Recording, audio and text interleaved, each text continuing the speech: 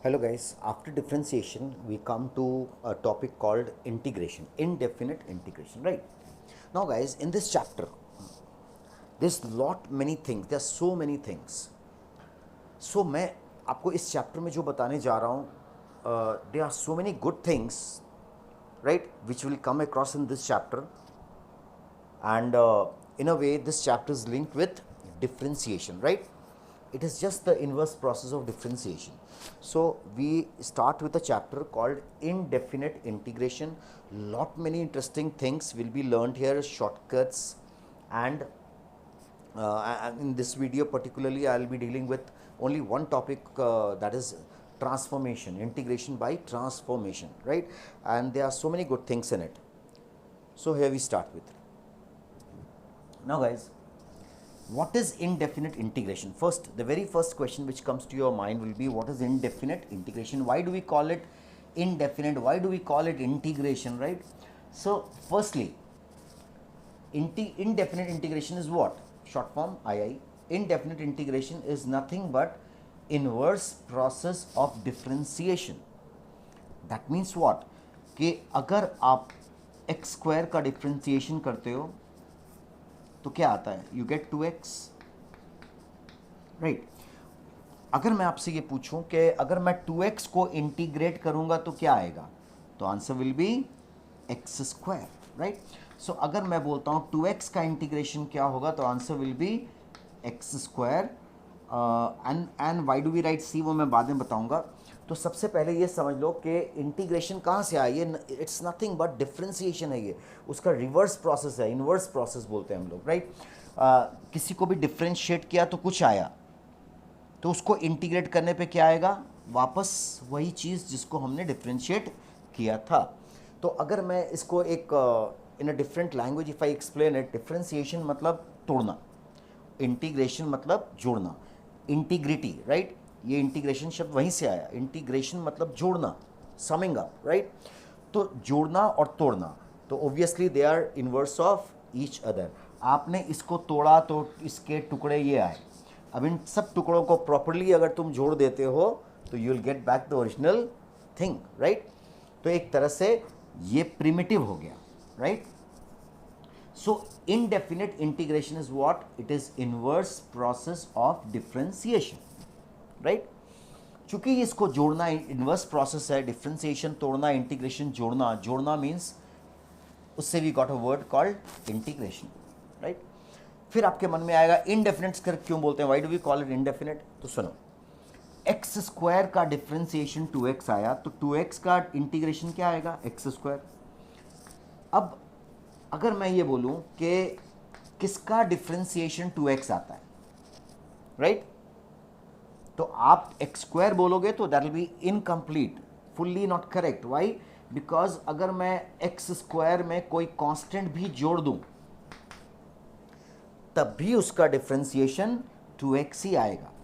So in general अगर मैं आपसे ये पूछूं कि किसका इंटीग्रेशन 2x होगा, इस 2x का इंटीग्रेशन क्या होगा, तो आप खाली एक्स स्क्वायर नहीं बता सकते, right? Why? Because x square में अगर कोई कांस्टेंट भी एडेड है तो भी उसका डिफ्रेंसिएशन 2x ही आता है.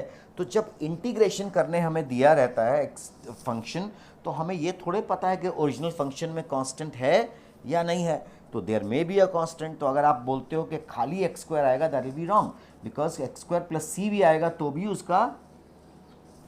उसका डिफ्रेंसिएशन 2x ही होता है, एज सीन फ्रॉम हेयर. तो अगर तुमसे कोई पूछे कि 2x का इंटीग्रेशन क्या है, तो तुम बोलोगे एक्स स्क्वायर. तो कोई पूछ सकता है ना, क्यों? एक्स स्क्वायर प्लस 2 लेंगे तब भी तो इसका डिफ्रेंसिएशन 2x आएगा, तो you will be wrong in that case. तो हम लोग क्या करते हैं, जब भी इंटीग्रेट करते हैं तो अपने से एक इंटीग्रेटिंग कांस्टेंट लगा देते हैं. क्यों? बिकॉज अगर उसको नहीं लगाएंगे तो दैट मीन्स व्हाट, कि यहाँ पे constant term is zero. But क्या वो जीरो हो ज़रूरी है? वो 2 भी हो सकता है, हाफ भी हो सकता है, √2 भी हो सकता है. तो हम लोग क्या करते हैं, जब भी इंटीग्रेट करते हैं तो करने के बाद अपने से एक कांस्टेंट लगा देते हैं, because on differentiating this function, when the constant is there, its differentiation will be this only, right? So it will be more proper to put the constant after every integration, and this constant, the value of this constant is not known to us, right? Do we know? अगर integrate करने कोई बोले तो do we know कि यहाँ पे 2 आएगा 3 आएगा? नहीं पता, C आएगा, ये पता है C आएगा। C 0 हो सकता है, C 10 हो सकता है, C कुछ भी हो सकता है, right? Since we do not know the value of C, हम लोग ऐसे इंटीग्रेशन को क्या बोलते हैं? We call it indefinite integration. Reason being, क्योंकि जो इंटीग्रेट करने पे आया वो कोई डेफिनेट फंक्शन नहीं है, वो एक सिंगल फंक्शन नहीं आया। आप किसी को भी इंटीग्रेट करते हो सिंपल, तो एक फंक्शन नहीं आता है। क्यों? क्योंकि प्लस सी है, C1 होगा तो इसका कर्व अलग होगा, C2 होगा तो उसका ग्राफ अलग होगा। तो you are not getting a single function, you are getting so many function. इसको हम लोग फैमिली ऑफ फंक्शंस बोलते हैं। तो एक डेफिनेट रिजल्ट नहीं आ रहा है, we are getting infinite curves, right? Family of curve we call it in general. Therefore, since the answer of the integration is not a fixed curve, we have so many curves, we have family of curve, therefore we call such integration to be indefinite integration. और इसका कितना importance है आप समझ गए होंगे। C नहीं लिखना मतलब आपने मान लिया कि एक्स स्क्वायर में कांस्टेंट टर्म नहीं है, जो कि गलत है। It may have a constant term, right? So after every integration we need to put C। तो ये मैंने एक्सप्लेन किया आपको कि इंटीग्रेशन नाम क्यों रखा गया होगा और उसको इनडेफिनेट क्यों बोला। और डेफिनेशन क्या है? It is the inverse process of differentiation. Now guys, इसी को मैं जनरलाइज कर दूं। अगर differentiation of fx plus c is a small fx, another function which is small fx, it implies that integration of fx with respect to x will be what? Capital Fx plus c, right? तो अगर differentiation of fx plus c है small fx, it implies that integration of fx will be what? Capital Fx plus c, right? Inverse process of differentiation. Now guys, अब इसको मैंने लिख दिया कि integration of fx dx is equals to fx plus c। अब importance बताएंगे कि इसमें इसको लेबलिंग करेंगे। What is this whole term called? What is this term is called? fx को क्या बोलेंगे हम लोग? We call it integrand. In mathematical language we call it integrand. fx is what? Integrand. We are integrating with respect to x। ये dx show कर रहा है, we are integrating with respect to x। Variable बता रहा है, कौन सा variable है? x। और ये पूरे रिजल्ट को हम लोग कहते हैं integral. This whole is called, इस पूरे को हम लोग क्या बोलेंगे? इंटीग्रल। इसमें c को क्या बोलते हैं हम लोग? Integrating constant. Integrating constant. and this fx alone is called what? Antiderivative. इसको हम लोग कहते हैं एंटी डेरिवेटिव या प्रिमिटिव, राइट? तो these are the names labeling of integration of fx dx is equals to capital Fx plus c. Now the process of finding the integral from integrand is called, this process is called integration. ठीक है? तो what is integration कोई पूछे तो integration, ठीक है, integration is what? It is the process of finding integral from the integrand, right? तो this is the labelling of the the statement which we are going to use in integration, right? So integration में हम लोग ये sign क्यों use करते हैं? Because it seems to be like S, or S stands for summation, और integration जोड़ना है, sum है, right? तो therefore the symbol of the integration is taken to be as more sober like S, right. And integration के अंदर में जो भी एक्सप्रेशन होगा दैट इज इंटीग्रैंड। अगर वो x में है तो यहाँ dx होगा, अगर वहाँ t के टर्म्स में है तो यहाँ dt होगा, राइट। ये खाली बता रहा है कि यहाँ पे वेरिएबल किसके रिस्पेक्ट में हम लोग इंटीग्रेशन कर रहे हैं। जो भी रिजल्ट आया इंटीग्रेट करने के बाद, इस पूरे को हम लोग कहते हैं इंटीग्रल, और इस इतने पार्ट को कहते हैं एंटी डेरिवेटिव, राइट, या प्रिमिटिव, और c को कहते हैं इंटीग्रेटिंग कांस्टेंट, ठीक है। And the process of finding the integral from the integrand is called integration, ठीक है। तो this was the introduction of integration.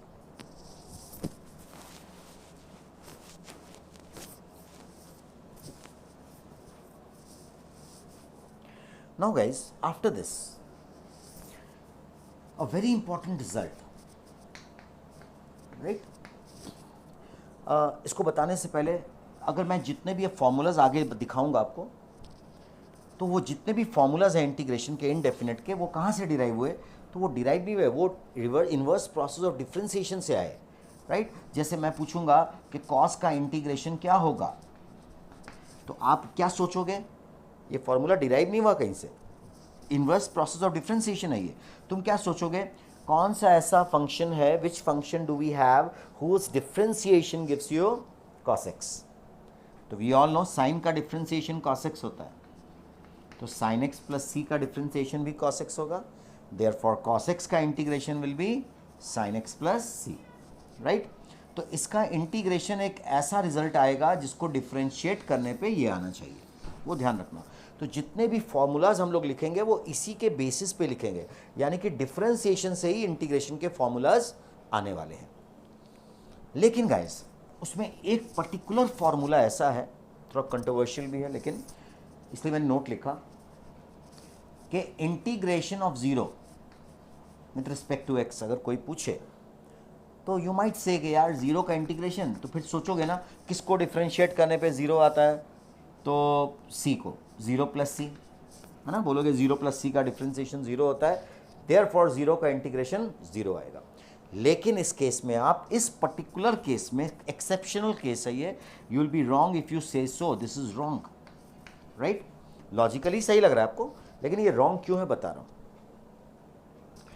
Integration के दो पार्ट हैं, इनडेफिनेट और डेफिनेट। डेफिनेट में हम लोग को लिमिट्स दिया रहता है, फंक्शन दिया रहता है, और दो लिमिट्स दिया रहता है, ए और बी, और ए और बी के बीच में हम इसको इंटीग्रेट करते हैं तो एक वैल्यू आता है, डेफिनेट वैल्यू आता है, ठीक है। मान लो ए आया, इस डेफिनेट वैल्यू को हम लोग कहते हैं डेफिनेट इंटीग्रल, और वो डिनोट करता है इस एरिया को।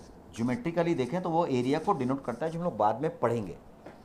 गाइस, अब जीरो एक ऐसा फंक्शन है, यहाँ पे मैंने एफ एक्स क्या लिया, अगर मैं पूछूंगा एफ एक्स की जगह में क्या है तो तुम क्या बोलोगे? एफ एक्स जीरो है, यानी कि ये एफ एक्स है, ठीक है। अब इसमें लिमिट्स तो दिया नहीं है, लेकिन सोचो कि एफ एक्स अगर यहाँ पे टू होता, अगर यहाँ टू होता तो उसका इंटीग्रेशन आ जाता आपका।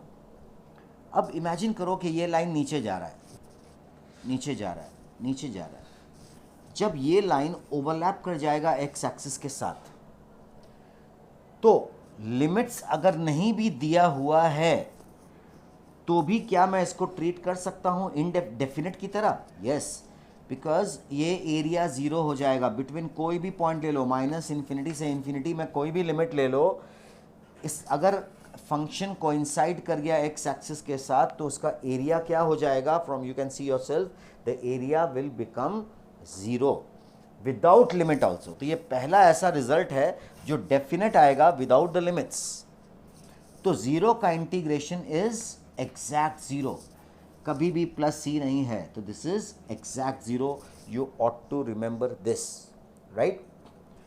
आपको याद रखना है कि इसका जीरो का इंटीग्रेशन इज एग्जैक्ट जीरो, ये स्पेशल केस है आपका।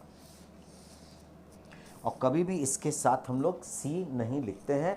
लॉजिक यही है कि कोई भी फंक्शन अगर एक्स एक्सिस के साथ कोइंसाइड कर जाता है तो उसका area between any two arbitrary values will be zero, तो इसको हम लोग जीरो मान लेते हैं। ठीक है।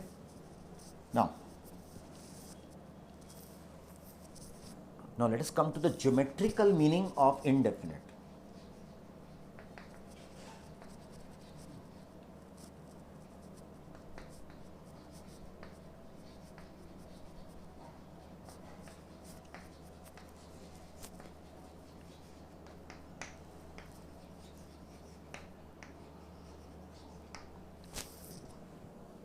ज्योमेट्रिकली, ठीक है, हम लोग ने अभी आपने देखा कि हम लोग इंटीग्रेट किए, राइट। हम लोग किसको ज्योमेट्रिकली इंटरप्रेट कर रहे हैं, इसका इंटीग्रेशन ये आ रहा है ना। ज्योमेट्रिकली इंटरप्रेट करेंगे इसको, इंटीग्रल को। ये जो इंटीग्रल आया ये क्या है, ज्योमेट्रिकली ये क्या है। जैसे डिफरेंशिएशन में सबको पता है कि dy dx को अगर हम लोग ज्योमेट्रिकली एनालाइज करें या इंटरप्रेट करें तो dy dx denotes the expression for the slope of the tangent at any point on the curve, right. इसी तरह से इनडेफिनिट इंटीग्रेशन में जो आया रिजल्ट, इंटीग्रल जो आया, इसको भी ज्योमेट्रिकली इंटरप्रेट करेंगे तो ये क्या बता रहा है हमें ज्योमेट्रिकली, ठीक है। तो geometrically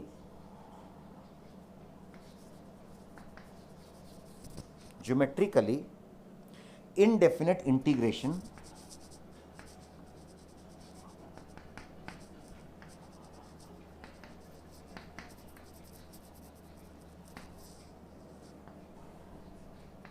represents a family of curve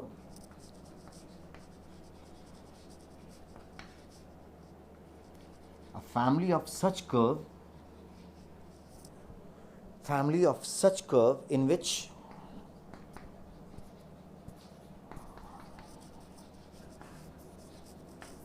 tangents at the points of intersection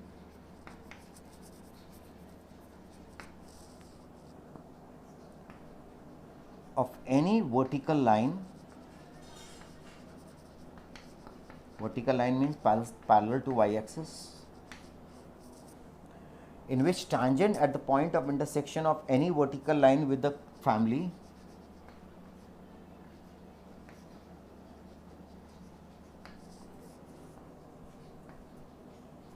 of curve is parallel, very important, ठीक है, समझना है इसको। देखो गाइस, जो ये फैमिली आया, राइट, fx का ग्राफ सपोज करो ये fx का ग्राफ है, सपोज करो ये fx का ग्राफ है, ठीक है, कैपिटल fx है ये, fx प्लस c है ये, तो ये एक कर्व तो है नहीं, fx में कांस्टेंट ऐड हो रहा है। अब तुम सोचो कि अगर मैं इसमें कांस्टेंट ऐड करूं, 0 है भी, फिर 1 करूं तो ये कर्व शिफ्ट हो जाएगा ऊपर। कांस्टेंट ऐड करने से कर्व क्या होता है, शिफ्ट होता है। अगर मैंने कांस्टेंट घटा दिया तो वो कर्व नीचे जाएगा, शिफ्ट होगा नीचे, राइट। अगर मैं इसमें ऐड कर रहा हूँ कुछ तो वो कर्व ऊपर शिफ्ट हो जाएगा, राइट। तो डायग्राम थोड़ा प्रॉपर नहीं है, don't pay too much heed to diagram, थोड़ा सा आगे पीछे हो सकता है। तो ये एक ऐसा फैमिली ऑफ कर्व है, एग्जाम्पल ले रहा हूँ, एक ऐसा फैमिली ऑफ कर्व है जिसमें मैं अगर कहीं भी y के पैरेलल लाइन ड्रॉ करूँ, कहीं से भी, यहाँ करो यहाँ करो, तो वो ये वर्टिकल लाइन कर्व्स को जहाँ जहाँ काटेगा, देख सकते हो कहाँ कहाँ काट रहा है, वहाँ पे अगर तुम टैंजेंट्स बनाओगे तो they all will be what, parallel to each other, they all will be parallel to each other, याद रखना, ठीक है। क्यों पैरेलल होगा, बिकॉज सबका स्लोप तो fx ही है, क्योंकि सबका डिफरेंशिएशन fx ही ना आ रहा है। इसका मतलब क्या हुआ कि सब पे जो टैंजेंट्स बनेगा उसका स्लोप सेम होगा, यानी कि सेम होगा मतलब पैरेलल, राइट, सेम होगा मतलब tangents will be parallel. So what is indefinite integral का geometrical interpretation, it represents what, कोई पूछे इनडेफिनिट इंटीग्रल तुम्हें क्या देता है, तो हमें एक फैमिली ऑफ कर्व देता है। कैसा फैमिली देता है? एक ऐसा फैमिली देता है जिसमें अगर मैं y के पैरेलल कोई लाइन ड्रॉ करूं तो वो लाइन जहाँ जहाँ फैमिली के मेंबर्स को कट करेगा, इंटरसेक्ट करेगा, वहाँ पे tangents are what? Parallel. Tangents will be parallel. ये इसका ज्योमेट्रिकल इंटरप्रिटेशन है। Very very important guys, right? ठीक है, ओके। इसके बाद गाइस लिस्ट ऑफ फार्मूलाज है, ठीक है। अब जितने फार्मूलाज याद हैं, जितने फार्मूलाज यूज़ होते हैं, मैंने इसको नोट, मैं आपको दिखा देता हूँ, वो आप लोग को याद रखना है बाई हार्ट। बिना फार्मूलाज के आप कुछ नहीं कर सकते, right? And the second important thing is, ये सब फार्मूलाज कहाँ से डिराइव हुआ? इफ समबडी आस्क यू कहाँ से डिराइव हुआ, तो they all are derive from inverse process of differentiation except for zero, right? जैसे मैंने अभी एग्जांपल लिया, कॉस का इंटीग्रेशन क्या होगा, एक और ले लेता हूँ। अगर मैं पूछूंगा कि 1/x का इंटीग्रेशन क्या होगा, राइट? तो आप क्या सोचोगे कि कौन सा ऐसा फंक्शन है जिसको डिफरेंशिएट करने पे 1/x आता है? तो we all know lon mod x, right? तो आपको आंसर मिल गया, लॉन मॉड x। तो इसी तरह से जितने भी फॉर्मूलाज हैं वो लिखे जाते हैं, and you should remember all the formulas. Now guys, these are the list of formulas जिसको मैंने लिख के रखा हुआ आपके लिए, right? To just to save the time. Let's begin with the first one. x के पावर में n का इंटीग्रेशन क्या होगा? तो x के पावर में n+1/n+1 प्लस c, लेकिन n को -1 नहीं होना होगा। रीज़न, अगर x को मैं -1 ले लूँगा वो तो 1/x बन जाएगा, और 1/x का इंटीग्रेशन तो कुछ और होता है, राइट? इसीलिए इसमें से n = -1 को मैंने हटा दिया, राइट? तो x के पावर में, याद रखना ये कांस्टेंट है, ये वेरिएबल है और पावर में कांस्टेंट है।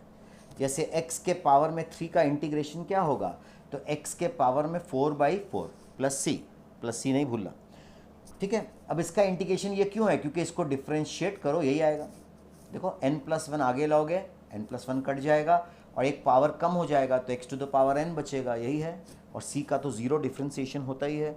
तो x⁴n का इंटीग्रेशन, कोई भी x का पावर दे उसका इंटीग्रेशन क्या होगा? पावर को आप एक बढ़ा दोगे और जो पावर आया है उसी से डिवाइड कर दोगे। जैसे x⁷ का इंटीग्रेशन मैं पूछूंगा क्या होगा, x⁷ का इंटीग्रेशन, तो आप क्या बोलोगे? x के पावर में 8/8 प्लस c, सो सिंपल, ठीक है? बस इतना ध्यान रखना कि n शुड नॉट बी -1। अगर कोई तुमसे सिंपली इसको हटा के पूछे क्या ये सही है, तो तुम बोलोगे रॉन्ग है ये। क्यों? क्योंकि अगर n को -1 नहीं हटाया गया, if you haven't removed n equals to -1, this formula is not correct in general, right? So आप इस फॉर्मूला को सही कब बोल सकते हो? जब n -1 ना हो। नेक्स्ट, e के पावर में x का इंटीग्रेशन, e के पावर में x प्लस c, क्योंकि इसका डिफ्रेंशिएशन वही होता है, राइट? अब इसमें बहुत इंटरेस्टिंग एक रिजल्ट है, मैं आपसे ये पूछूंगा, याद रखना, you can ask me also later on, कि ऐसे कितने फंक्शंस हैं, tell me the number of functions whose differentiation same. जैसे e⁴x है, उसका डिफरेंशिएशन, इंटीग्रेशन वही आया और डिफरेंशिएशन भी वही होता है। तो e⁴x एक ऐसा फंक्शन है जिसका इंटीग्रेशन, जिसका डिफरेंशिएशन वही आता है। तो ऐसे कितने फंक्शंस हैं जिसका डिफरेंशिएशन सेम आए? इंटीग्रेशन नहीं है, डिफरेंशिएशन था, मैंने गलत बोल दिया था।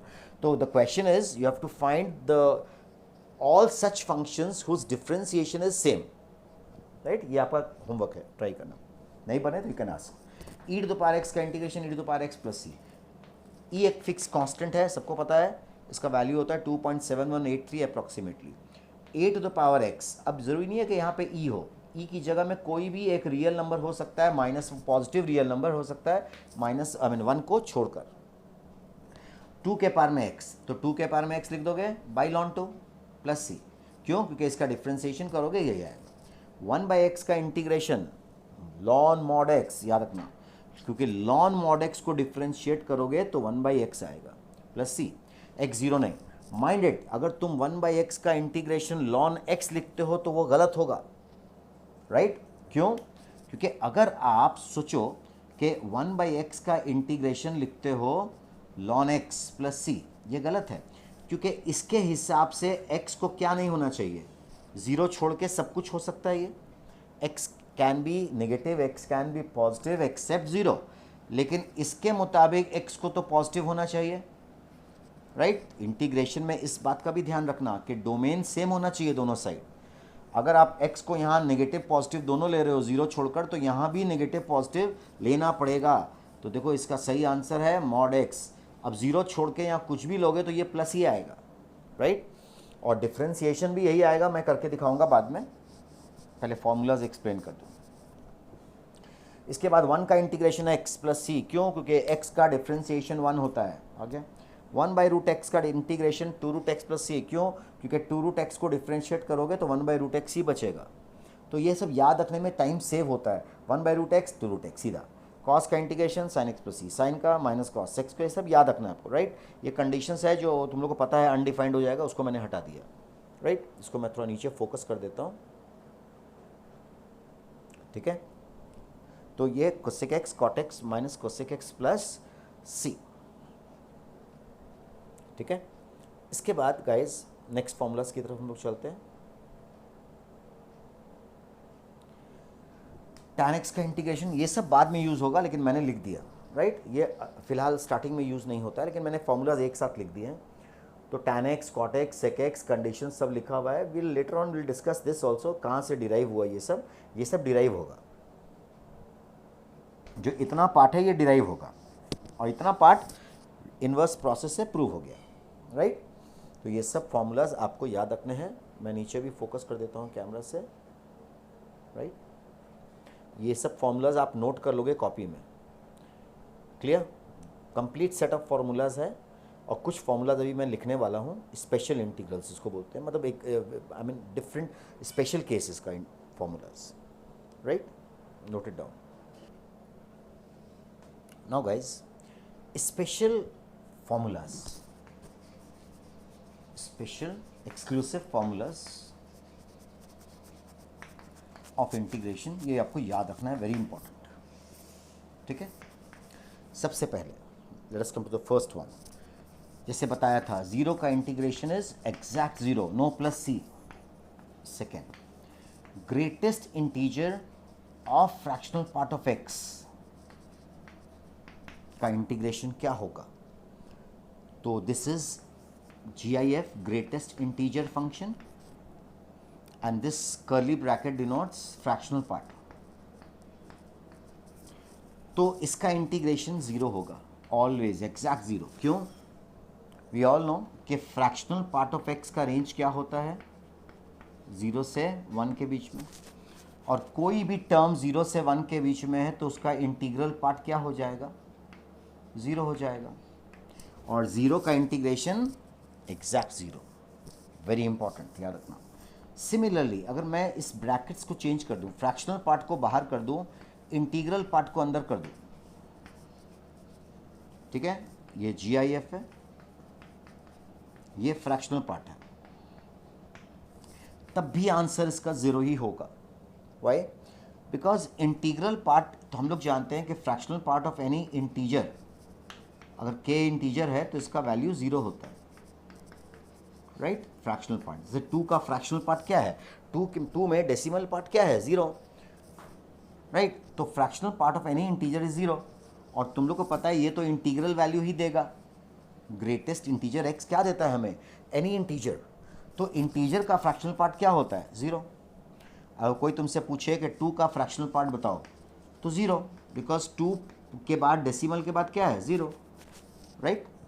तो इसका भी आंसर 0 होगा। फोर्थ, इसके बाद है मॉड x। इसको हम लोग स्प्लिट करके कर सकते हैं, लेकिन डायरेक्ट अगर आंसर करना चाहते हो तो इसका फॉर्मूला होगा x mod x by 2, x mod x by 2, x not equals to 0, क्योंकि 0 पे ये डिफरेंशिएबल नहीं है, ठीक है।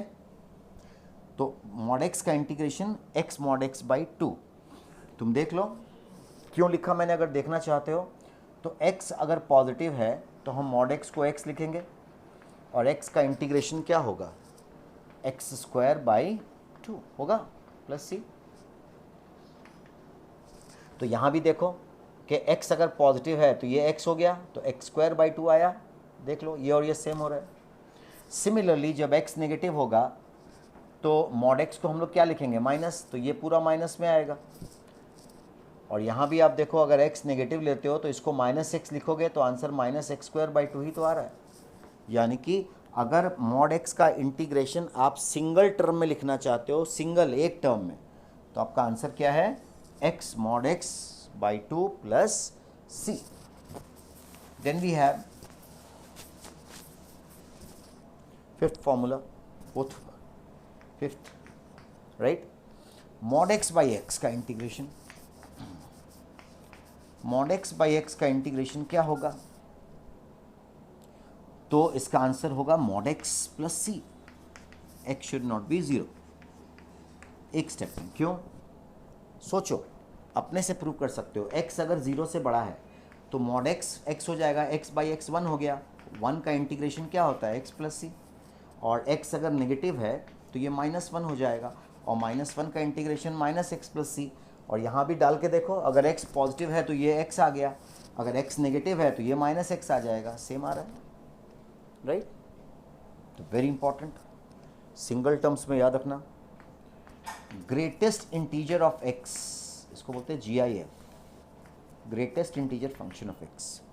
इसका इंटीग्रेशन क्या होगा गाइस, वेरी इंपॉर्टेंट। तो हम लोग को पता है कि दो इंटीजर के बीच में r बिलोंग्स टू i, दो इंटीजर के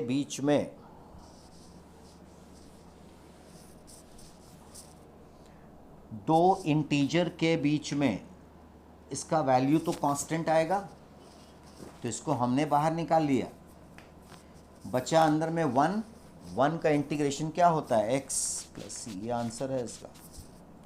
x into greatest integer x plus see when x lies between any two integers, right. फिर गाइस ग्रेटेस्ट इंटीजर के बाद आता है fractional part of x। Fractional part of x का integration क्या होगा,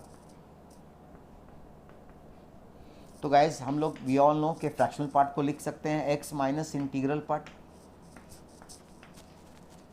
जिसको नहीं पता है बता दूं, x is equals to integral part plus fractional part लिखा जा सकता है ना, जैसे 2.3 है तो इसको लिखेंगे 2 प्लस 0.3।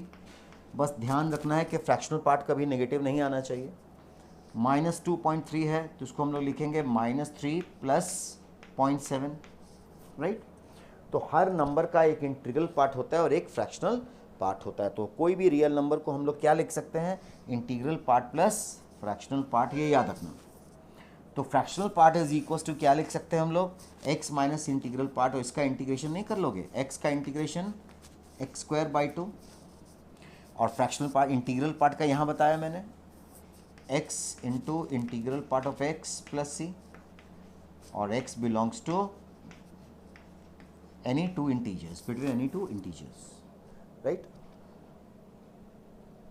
ठीक है। तो ये कुछ स्पेशल फॉर्मूलाज है इंटीग्रेशन के जो आपको अलग से याद रखने हैं बिसाइड्स द बेसिक फॉर्मूलाज, ठीक है। इसके बाद the rules, right, let us come to the fundamental rules, right. इसके बाद जो हम लोग शुरू करने जा रहे हैं इसको हम लोग कहते हैं, राइट, पहले कुछ बेसिक रूल्स भी पढ़ लें। Rules of integration. Rules of integration क्या कहता है कि अगर दो फंक्शन का सम या डिफरेंस है, सॉरी, फंक्शन के साथ कोई कांस्टेंट मल्टीप्लाइड हो तो तुम इसको बाहर निकाल सकते हो, पॉसिबली अगर वो निकल सकता है बाहर, राइट। तो k is a constant, k belongs to constant. तो k into any function का integration can be written as k can be taken outside the integral sign, integration of fx लिख सकते हैं, ठीक है। दो फंक्शन का सम या डिफरेंस हो, राइट, तो इसको भी हम लोग अलग अलग कर सकते हैं। k1 बाहर, fx का इंटीग्रेशन k2 बाहर gx का integration, there is no point putting minus क्योंकि k2 नेगेटिव भी हो सकता है तो अपने आप हो जाएगा, ठीक है। तो प्लस में अलग अलग, माइंड इट, इनटू में अलग अलग मत कर देना, this is wrong.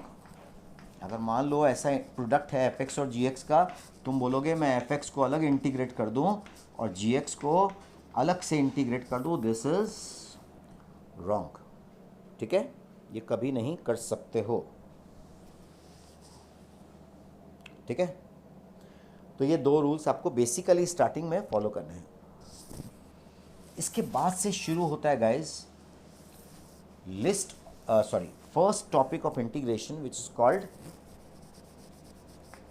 Integration by transformation.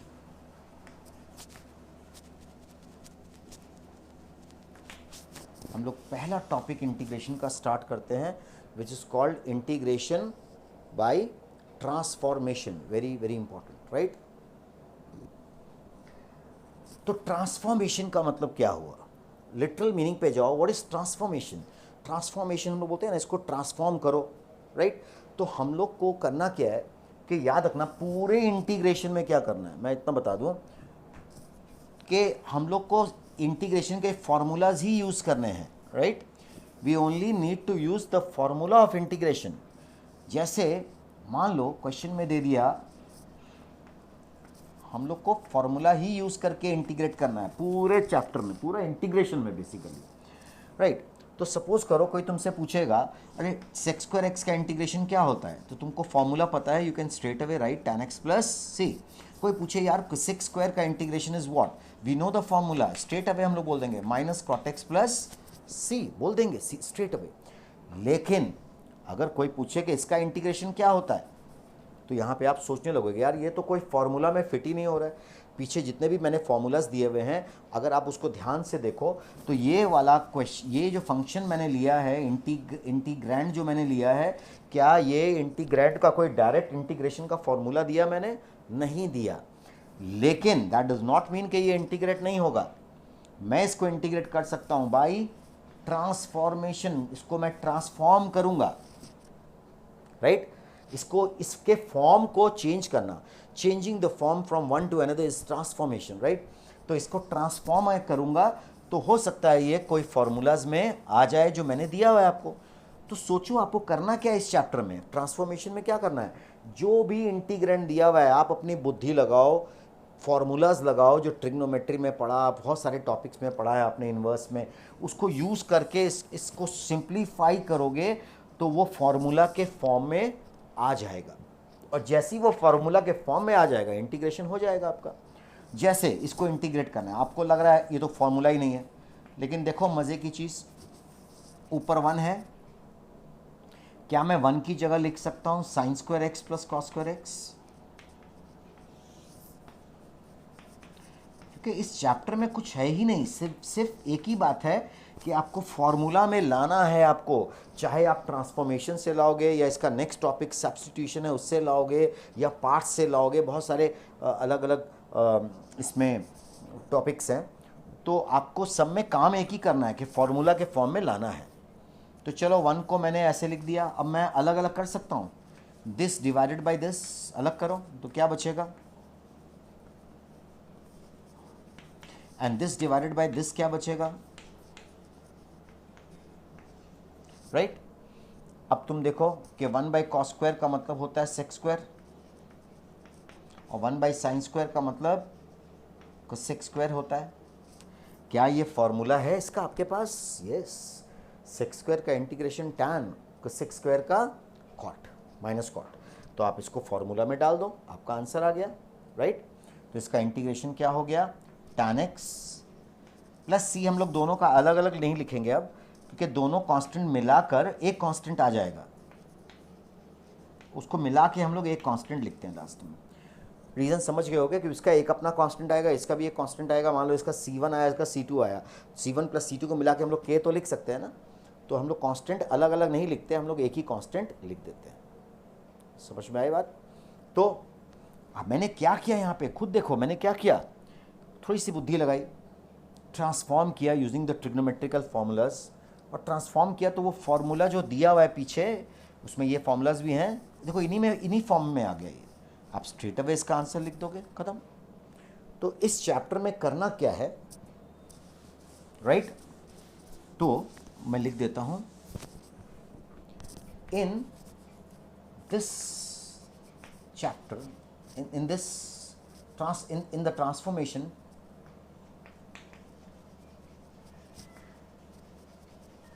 topic, we have to transform integrand in such a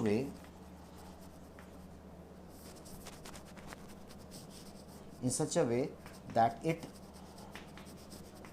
acquires the form used in formulas, right? हम लोग उसको सिंप्लीफाई करेंगे, उसको ट्रांसफॉर्म करेंगे फॉर्मूलाज की मदद से। ट्रिग्नोमेट्री की फॉर्मूलाज तुमने याद होंगी आपको, ट्रिग्नोमेट्री की बहुत सारे टॉपिक्स हैं, multiple angle formulas, compound transformations, then we have inverse के फॉर्मूलाज आपको याद रखने होंगे, लॉग की प्रॉपर्टीज़ याद रखनी पड़ेगी, वो सबको यूज़ करके हम लोग ट्रांसफॉर्म करके उसको फॉर्मूला के फॉर्म में एक्सप्रेस कर देंगे। इस चैप्टर का मकसद है ये, राइट? नाउ मैं इतना भी बोल के अगर छोड़ दूं तो आपको अपने बुद्धि लगा के बन जाएगा आपसे, लेकिन अटकोगे। तो टू फैसिलिटेट दैट, आपको हेल्प करने के लिए कि आप कम फंसो, राइट, तो मैं आपको कुछ हेल्प कर देता हूं। पहला रिजल्ट, ठीक है, कि इंटीग्रेशन में अगर आपको ऐसा इंटीग्रेशन दिया हो, integrate F X D of G X, अभी तक मैंने जितने भी फॉर्मूलाज लिखे थे उनमें डी ऑफ एक्स था, याद करो, या डी ऑफ टी हो, जो भी हो, डी के बाद एक वेरिएबल था सिंगल, राइट? लेकिन यहाँ डी के अंदर में एक फंक्शन देगा, बोलेगा इंटीग्रेट। आप ऐसे फंक्शन को कैसे इंटीग्रेट करोगे, तो ये प्रोसेस सुन लो। इसको क्या करोगे आप, एफ एक्स लिखोगे वापस, डी ऑफ जी एक्स है, इसके नीचे D X into D x ऐसे करके लिख देना इसको, राइट? अब ये एफ एक्स है और जी एक्स का डिफ्रेंसिएशन को हम जी डैश एक्स लिख सकते हैं, डिफ्रेंशिएट कर देंगे और जो आएगा अब इसके प्रोडक्ट को इंटीग्रेट करेंगे, वो हो जाएगा, राइट? ये प्रोसेस है। एग्जाम्पल देखो, x to the power 7 D of x to the power 4, मतलब हमें x टू द पावर 7 को इंटीग्रेट करना है with respect to x to the power 4। एक और रास्ता है इसके भी अलावा भी, वो भी मैं दिखा दूंगा। तो आप क्या करोगे इसमें, ये सबसे बेस्ट तरीका है, by D X into D X कर दो। अब x टू द पावर 4 का differentiation with respect to x सबको आता होगा, 4x क्यूब। अब इसको इंटीग्रेट करो, 4 बाहर आ गया, x टू द पावर 10 का इंटीग्रेशन नहीं हो जाएगा, इसका integration x to the power 11 by 11 plus c, खत्म, ठीक है? One way. मैं दूसरा वे भी बता देता हूं आपको, इसको हम लोग ऐसे भी कर सकते थे, x टू द पावर 4 को t मान लो, तो t मान लिया, तो x टू द पावर 7 को क्या लिख सकते हैं हम लोग, t के पावर में 7/4, ठीक है? अब ये क्वेश्चन क्या बन जाएगा, t के पावर में 7/4 dt। अब t के पावर में 7/4 का इंटीग्रेशन करो, 11/4 बाई 11/4 प्लस c, t का वैल्यू डाल दो, t क्या था, x टू द पावर 4, तो x to the power 4 by 11/4 x to the power 11 plus c, क्या ये वही आंसर नहीं है? तो बिल्कुल वही आंसर है जो पीछे आया था। You can do like this also, you can do like that also, ठीक है? बहुत इंपॉर्टेंट।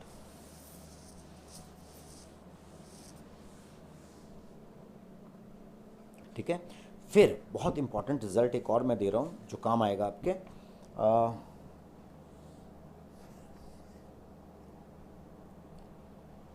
अगर एफ एक्स डी एक्स का इंटीग्रेशन आपको पता है जी एक्स प्लस सी है, right? If integration of F X D X is equals to G X plus C, then integration of X की जगह में कोई भी लीनियर एक्सप्रेशन मैं डाल दूं, ये लीनियर होना चाहिए, लीनियर एक्सप्रेशन कुछ भी एक्स की जगह में ये हो, तो उसका इंटीग्रेशन क्या आएगा? तो same G of A X plus B, मतलब आप करोगे क्या, एक्स की जगह यही डाल दोगे आंसर में भी, लेकिन you have to divide by A. इसका जो डिफ्रेंसिएशन है क्या है, एक्स का कोएफिशिएंट क्या है ए, उससे डिवाइड करना मत भूलना, ठीक है? ये बहुत इंपॉर्टेंट है, याद रखना। जैसे तुम्हें पता है कि साइन एक्स का इंटीग्रेशन क्या होता है, माइनस कॉस एक्स प्लस सी। तो अगर मैं आपसे पूछूंगा साइन 3x का इंटीग्रेशन क्या होगा, तो इसका जवाब क्या मिलेगा आपको? इसका आंसर होगा माइनस कॉस 3x। देखो x की जगह 3x डाल दो, दोनों में जो यहाँ है डाल दिया, माइनस तो रहेगा ही, लेकिन x का कोएफिशिएंट क्या है 3 से इसको डिवाइड कर देना, खत्म, ठीक है? Very important, very very important, very important. एक और एग्जाम्पल देख लो, dx बाई 3x प्लस 5 का इंटीग्रेशन क्या होगा? हम लोगों को पता है 1 बाई एक्स का इंटीग्रेशन क्या होता है, लॉन मॉड x। तो 1 बाई एक्स की जगह में लीनियर एक्सप्रेशन है 3x प्लस 5, तो उसका आंसर क्या होगा? x की जगह जो यहाँ है वो यहाँ है, तो यहाँ पे डाल दोगे 3x प्लस 5 का मॉड प्लस c, लेकिन x का कोएफिशिएंट 3 है, इसको इससे डिवाइड कर दोगे, राइट? लेकिन ये लीनियर होना चाहिए, मतलब x की जगह कोई लीनियर है तभी ये एप्लीकेबल है रूल, राइट? याद रखना।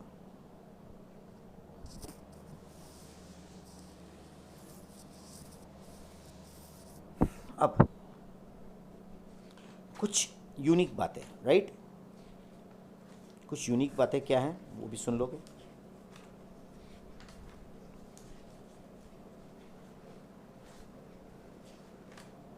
अगर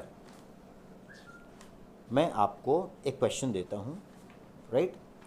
देखो ये ट्रांसफॉर्मेशन से बनेगा क्वेश्चन, अगर बोलेगा ट्रांसफॉर्मेशन से बनाओ तो ये ट्रांसफॉर्मेशन से बनेगा, लेकिन कॉम्प्लेक्स का यूज़ होगा इसमें, जो कि एक बिल्कुल ही ख़ास बात होगी, राइट? तो ये थर्ड फॉर्मूला जो है मैं आपको इंटीग्रेशन का देना चाहूँगा, जो ट्रांसफॉर्मेशन में काम आएगा। क्या है? मान लो कि कोई भी कॉम्प्लेक्स नंबर है z, मान लो z एक कॉम्प्लेक्स नंबर है, z is a complex number जिसमें रियल पार्ट में fx है और इमेजिनरी पार्ट में भी x का टर्म है। z is a complex number जिसका रियल पार्ट में भी x का टर्म है और i के साथ इमेजिनरी पार्ट में भी x का टर्म है, राइट? देख सकते हैं। अगर मुझे रियल पार्ट ऑफ z का इंटीग्रेशन करना है, मतलब fx का इंटीग्रेशन करना है, तो मैं एक काम कर सकता हूँ, मैं क्या करूँगा, रियल पार्ट बाहर निकालूंगा, बाद में लूँगा, पहले पूरे z को इंटीग्रेट कर लूँगा, राइट? ऐसा करने से रिजल्ट में कोई फ़र्क नहीं पड़ेगा, ठीक है? जैसे एग्जाम्पल ले लो, मैं बोल रहा हूँ z है x square plus I sine x, ठीक है ना? मैं बोलूँगा मुझे एक्स स्क्वायर का इंटीग्रेशन करना है, रियल पार्ट है ना एक्स स्क्वायर, लेकिन तो मैं इसको कैसे लिख सकता हूँ, रियल पार्ट बाद में निकालूंगा, मैं पूरे को इंटीग्रेट कर लूँगा पहले और बाद में रियल पार्ट ले लूँगा, तो बात एक ही ना है। एक्स स्क्वायर का integration x cube by 3, I sine x का इंटीग्रेशन माइनस कॉस एक्स आ गया। अब इसका रियल पार्ट क्या है, एक्स क्यूब बाई 3, देखो, और सिंपली भी अगर तुम इंटीग्रेट करते हैं एक्स स्क्वायर को तो एक्स क्यूब बाई 3 ही आता। यानी कि किसी भी कॉम्प्लेक्स नंबर के रियल पार्ट का अगर इंटीग्रेशन कर रहे हो तुम, तो तुम क्या कर सकते हो, पूरा कॉम्प्लेक्स का इंटीग्रेशन कर लो और बाद में रियल पार्ट ले लो उसका, the result will be one and same, ठीक है? बहुत इंपॉर्टेंट है ये प्रॉपर्टी। अब बोलोगे इसका यूज़ कैसे है, दिखाइए। तो एक क्वेश्चन दिखाता हूँ जो ट्रांसफॉर्मेशन से बनाना बहुत क्लासिक चीज़ है ये, राइट? अब देखो, मुझे कोई भी बोलेगा E to the power X cos X का इंटीग्रेशन करो बाय ट्रांसफॉर्मेशन, तो गाइज इसका इंटीग्रेशन बाय पार्ट्स होता है। आगे पढ़ोगे एक टॉपिक, इसको कहते हैं इंटीग्रेशन बाय पार्ट्स। तो इसका इंटीग्रेशन हम लोग बाय पार्ट्स से करते हैं, राइट। लेकिन अगर बोलेगा कि विदाउट पार्ट्स इसको सॉल्व करो बाय ट्रांसफॉर्मेशन, तो हम लोग कैसे सॉल्व करेंगे, ध्यान से देखना। हम लोग क्या करेंगे, we know a property in complex number that cos X plus I sine X को हम लोग कॉम्प्लेक्स नंबर में यूलर्स थ्योरम में ई के पावर में आई एक्स लिखते हैं, राइट। ये यूलर्स थ्योरम है। तो मैं क्या करूंगा, इसका इंटीग्रेशन करने से पहले इसको मैं लिख सकता हूं रियल पार्ट ऑफ ई के पावर में आई एक्स। कॉस एक्स क्या है, ई के पावर में आई एक्स एक कॉम्प्लेक्स नंबर है, दिख रहा है आपको। इस कॉम्प्लेक्स नंबर का रियल पार्ट क्या है, कॉस एक्स। तो मैं कॉस एक्स की जगह मैंने क्या लिख दिया, रियल पार्ट ऑफ ई के पावर में आई एक्स। अब ई के पावर में आई एक्स का रियल पार्ट, तो ये प्रॉपर्टी लगाएंगे, रियल पार्ट चाहिए तुम्हें तो बाहर निकाल लेंगे, रियल पार्ट को बाद में ले लेंगे रियल पार्ट। तो रियल पार्ट को मैंने बाहर निकाल दिया, क्या बचा, इनटू ये बचा। इसको मैं लिख सकता हूं एक्स कॉमन 1 प्लस आई, ठीक है। अब ये तो कांस्टेंट है, आयोटा कांस्टेंट होता है एक तरह से। इसका इंटीग्रेशन करेंगे हम लोग, तो क्या आएगा, ई के पावर में एनीथिंग का इंटीग्रेशन क्या होता है, same thing by coefficient of x, x के कोएफिशिएंट से डिवाइड कर दिया प्लस सी। अब इसका रियल पार्ट ले लोगे वही आंसर होगा।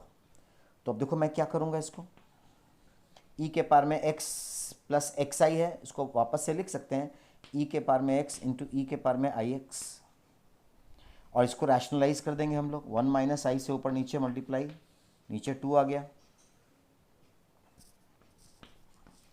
अब मुझे पता है ई के पावर में एक्स रियल है और 2 भी रियल है, इसको बाहर निकाल लो, कोई काम नहीं है अंदर में इसका।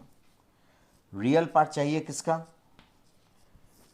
1 माइनस आई इंटू ई के पावर में आई एक्स। ई के पावर में आई एक्स क्या है, cos X plus I sine x, ठीक है।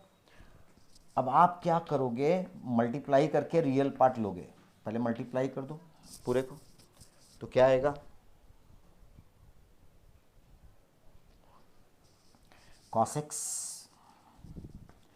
माइनस प्लस साइन एक्स, और बाकी आई का टर्म है, तो हो जाएगा I common cos X minus sine X. अब तुमको क्या चाहिए, इस पूरे का रियल पार्ट चाहिए, तो इस पूरे का रियल पार्ट क्या है, लिख दो ई के पावर में एक्स बाई 2, रियल पार्ट ये है, ये तो इमेजिनरी पार्ट है। आंसर आ गया आपका ई के पावर में X by 2 cos X plus sine X, cos X plus sine X plus C, ये आपका आंसर है। और यही आंसर तुम्हारा आएगा अगर आप बाई पार्ट्स से भी करोगे तो यही आंसर आता है। लेकिन सोचो, बिना पार्ट्स के हम लोगों ने ट्रांसफॉर्मेशन से इसके आंसर को डिराइव कर लिया, वेरी वेरी इंपॉर्टेंट, राइट, बहुत कीमती।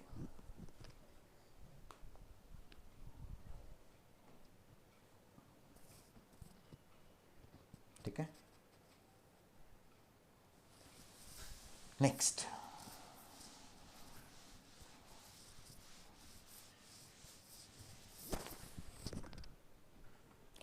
अब ट्रांसफॉर्मेशन से करने के लिए आपको क्या क्या आना चाहिए, राइट, ठीक है।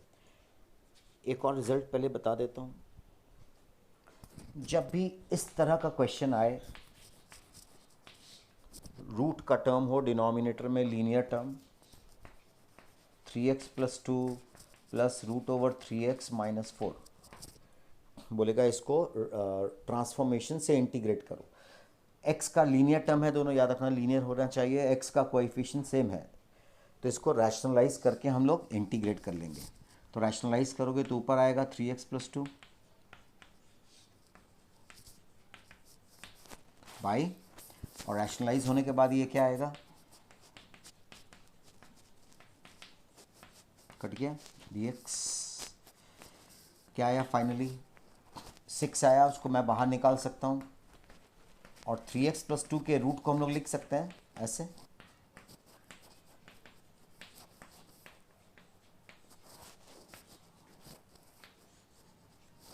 ठीक है। अलग अलग कर सकते हो, अलग अलग कर दो।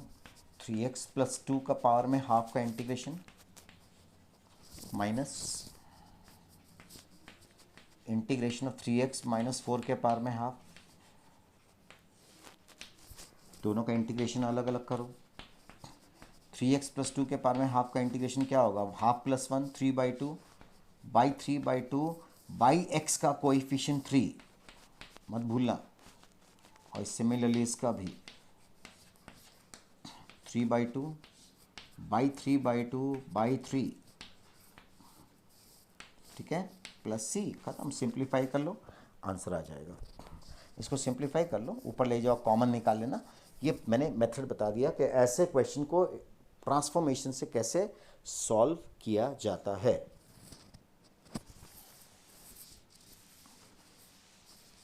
इसके बाद एक और इंपॉर्टेंट टाइप है, we have px by linear term ax + b, इसका कोई पावर हो सकता है ax + b के पावर में n dx, और px क्या है, is a polynomial, is a polynomial whose degree is more than this, polynomial whose degree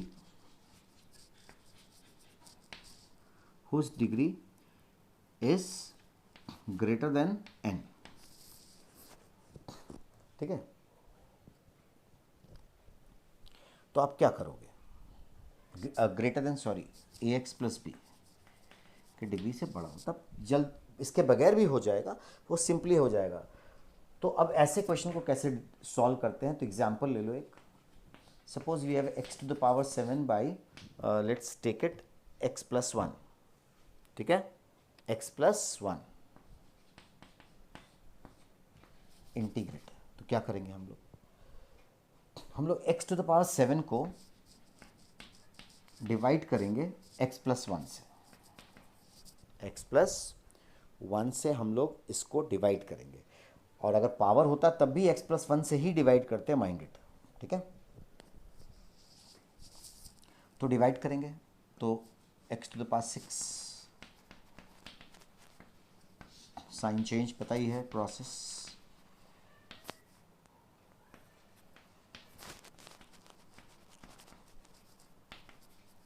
ऐसे कर लोगे डिवाइड, ठीक है, सो ऑन कर लेना। मैं आपको बता देता हूँ सीधा, जब डिवाइड कर लोगे तो अल्टीमेटली क्या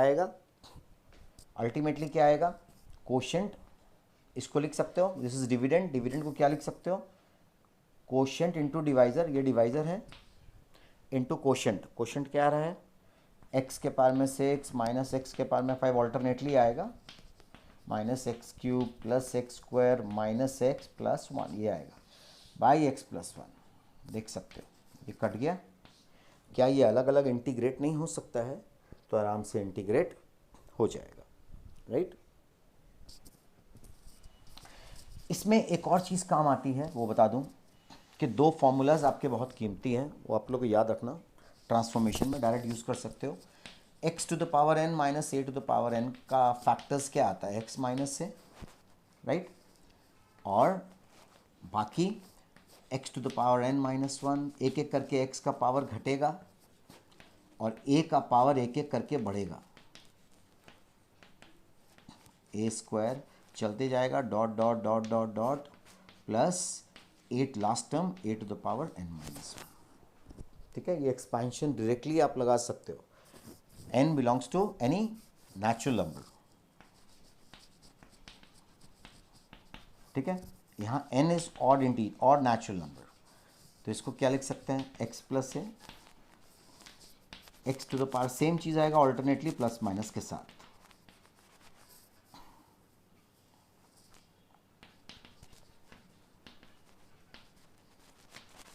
ठीक है।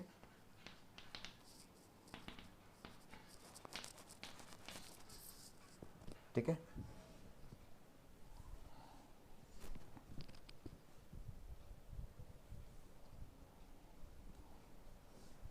क्लियर? तो ये फॉर्मूला भी आपके ट्रांसफॉर्मेशन में बहुत ज़्यादा यूज़ आएंगे।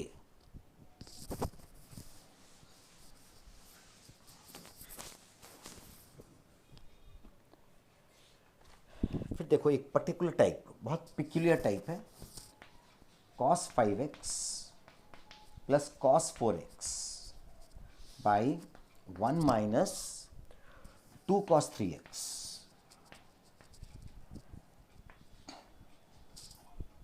राइट? तो इसको इंटीग्रेट करना हो तो आप कैसे करोगे? तो बाई ट्रांसफॉर्मेशन, नो सब्स्टिट्यूशन, वैसे ये सब्स्टिट्यूशन से बनेगा भी नहीं, तो आप इसको कैसे सॉल्व करोगे? तो ध्यान से देखना, मैं क्या करूँगा, मैं दो मेथड है इसमें, मैं एक मेथड दिखाता हूँ, cos c plus cos d लगा दो, तो 2 cos, बोलिए 9x/2 cos x/2, ठीक है? और इसमें मैं क्या करूँगा, हाफ एंगल फॉर्मूला लगा दूंगा। इसमें I will be using half angle formula, ठीक है? दो मेथड है, और वो हाफ एंगल फॉर्मूला कॉस के टर्म में, तो 2 cos स्क्वायर 3x/2 माइनस 1 लिख सकते हैं हम लोग, हाफ एंगल फॉर्मूला।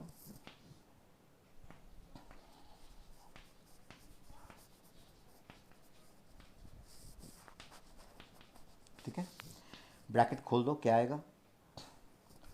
ये आएगा 3 माइनस 4 cos स्क्वायर 3x/2, ठीक है? ऊपर नीचे मैं cos 3x/2 मल्टीप्लाई कर दूंगा, cos 3x/2, देखो मैंने मल्टीप्लाई कर दिया। cos 3x/2 क्यों मल्टीप्लाई किया आपको समझ में आ जाएगा, नीचे भी मल्टीप्लाई कर दो, सब में cos 3x/2 मल्टीप्लाई कर दिया। करने के बाद आपको समझ में आ गया होगा कि ये फॉर्मूला बन गया, triple angle formula, cos 3a के फॉर्म में आ गया। cos 3a का फॉर्मूला होता है 4 cos cube a minus 3 cos a, देख लो, राइट? तो ये उस फॉर्म में आ रहा है, ऑपोजिट साइन है, वो साइन मैं निकाल लूंगा। तो मैं क्या लिख सकता हूं अब, 2 cos 3x/2 cos 9x/2 cos x/2 dx, और माइनस कॉमन ले लो नीचे से, तो ये फॉर्मूला बन गया ट्रिपल एंगल। तो ये क्या हो जाएगा, जो भी एंगल है उसका 3 टाइम्स, राइट? तो ये cos 9x/2 हो गया, जो कि कट गया ऊपर नीचे, देखो, राइट? अब माइनस बाहर, 2 cos a cos b का फॉर्मूला लगा दो, तो cos a प्लस b कितना आएगा, cos 2x plus cos a minus b x। क्या इसका इंटीग्रेशन नहीं आता आपको, फॉर्मूला में आ गया ये? देखो पूरे इंटीग्रेशन में मकसद है कि फॉर्मूला में लाना, sin 2x/2 plus sin x। तो पूरे इंटीग्रेशन, चाहे सब्स्टिट्यूशन हो, चाहे ट्रांसफॉर्मेशन हो, चाहे पार्ट्स हो, मकसद हम लोग का क्या है कि इसको ट्रांसफॉर्म करें और इंटीग्रेशन के फॉर्मूलाज जो मैंने दिए हैं उस फॉर्म में ये आ जाए, और जैसे ही आ गया आपका काम ख़त्म हो गया, समझे? अब ट्रांसफॉर्मेशन से बनाने के लिए गाइज आपको ट्रिग्नोमेट्री के सब फार्मूलाज याद होने चाहिए, all the formulas of trigonometry, all the formulas of logarithm, right? ये सब आपको याद होना चाहिए, मॉड्यूलस, इन्वर्स का फार्मूलाज, राइट? जो मैं आपको पोस्ट कर दूंगा आज ही इस वीडियो के बाद, ठीक है? वो सब फार्मूलाज मैं पोस्ट कर दूंगा जो आपको ज़रूरत है ट्रांसफॉर्मेशन से। लॉग के फार्मूलाज देखो, लॉग में जैसे मान लो मैं आपको दे दूं 0.2 के पार में 3 log x base cube root of 5, integrate, तुम फंस जाओगे, तुमको सिंप्लीफाई करना पड़ेगा। 0.2 को लिख सकते हो 2/10, 1/5, 5 के पावर में -1 हो गया ये, और 5 के पावर में 1/3 है, ठीक है?